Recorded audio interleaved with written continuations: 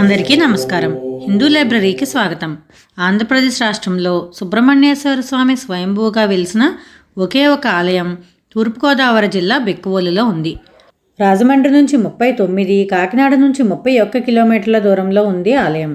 దీనిని గోలింగేశ్వర స్వామి ఆలయం లేదా కుమార సుబ్రహ్మణ్య ఆలయంగా పిలుస్తారు. ఈ ఆలయం వెనకాల ఉన్న స్థల పురాణం ఇప్పుడు తెలుసుకుందాం.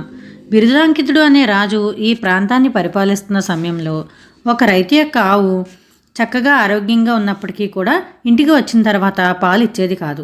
ఇలా కొన్ని రోజులు చూసిన తర్వాత అది ఎందుకు పాలు ఇవ్వట్లేదో తెలుసుకోవాలని ఆ రైతు దాన్ని వెంబడించి చూడగా అది ఒక ప్రదేశానికి వెళ్ళి పాలధారను విడిచిపెట్టడం చూశారు. అక్కడ ఏముందో తెలుసుకుందామని ఆ ప్రదేశాన్ని తవ్వగా అక్కడ ఒక శివలింగం కనిపించింది. దానికి గోలింగేశ్వర లింగం అని పేరు పెట్టుకుని ఆ విషయం రాజుగారికి తెలియజేశారు. అప్పుడు ఆ రాజు అక్కడికి వచ్చి అక్కడ ఒక గుడి కడదామని చెప్పి తవ్వించడం మొదలుపెట్టారు. అలా తవ్వుతున్నప్పుడు ఒక పుట్ట బయటపడింది. ఆ పుట్టను తవ్వినా కూడా మళ్ళీ ఇంకో కొత్తగా పుట్ట పుట్టుకొచ్చేది. అలా ఎన్నిసార్లు తవ్వినా పుట్ట పుట్టుకు రావడంతో దానిని అలా ఉంచి పక్కనే తవ్వారు. అప్పుడు ఒక సుబ్రహ్మణ్యేశ్వర స్వామి విగ్రహం దొరికింది. అలా ఇక్కడ స్వామి స్వయంభూగా వెలిశారు. అలా అక్కడ దొరికిన శివలింగాన్ని గోలింగేశ్వర స్వామిగా, సుబ్రహ్మణ్యేశ్వర స్వామిని కుమార సుబ్రహ్మణ్యేశ్వర స్వామిగా ఇక్కడ ప్రతిష్ఠించి పూజిస్తున్నారు. ఈ ఆలయాన్ని 1200 సంవత్సరాల క్రితం తూర్పు చాళుక్యులు నిర్మించారు.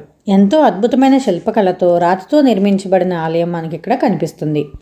ఇక్కడ గోలింగేశ్వర స్వామి, సుబ్రహ్మణ్యేశ్వర స్వామితో పాటు రాజరాజేశ్వర స్వామి, రాజరాజేశ్వరీదేవి, పార్వతీదేవి, మహిషాసుర మర్దిని, వీరభద్రుడు, ఇలా శివపరివారం అంతా కూడా మనకు దర్శనమిస్తారు. నవగ్రహాలను కూడా ఇక్కడ మనం దర్శించుకోవచ్చు. సుబ్రహ్మణ్యేశ్వర స్వామి ఆలయంలో స్వయంభూగా వెలిసిన మూర్తి మనకు ఒక పక్కన దర్శనమిస్తుంది.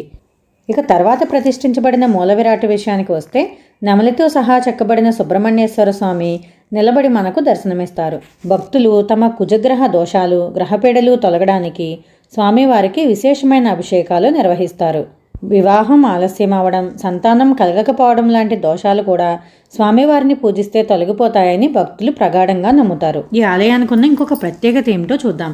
సంతానం లేని దంపతులు ఇక్కడ స్వామివారికి నమస్కరించుకున్న తర్వాత ఆడవాళ్ళు అక్కడ పుట్టపై ఉంచిన నాగులకోకను ధరించి ఇలా ఆలయం వెనుక భాగంలో నిద్రించినప్పుడు స్వామివారు కలలో కనిపిస్తే కనుక వాళ్లకు మళ్ళీ ఏడాది నాటికి సంతానం కలుగుతుందని ప్రగాఢంగా నమ్ముతారు.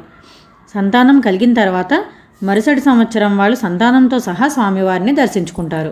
స్వామివారు అలంకరణలో మనకి ఇలా దర్శనమిస్తారు. స్వామివారికి పక్కనే జంటనాగులు, కిందుగా లోహంతో చేసిన విగ్రహాలు కూడా మనకు దర్శనమిస్తాయి. ఈ క్షేత్రంలో సుబ్రహ్మణ్యేశ్వర స్వామి పుట్టినరోజైన మార్గశిర శుద్ధ షష్ఠిని సుబ్రహ్మణ్య షష్ఠిగా 5 రోజుల పాటు ఘనంగా నిర్వహిస్తారు. దీనిలో భాగంగా కళ్యాణం, రథోత్సవం జరుగుతాయి.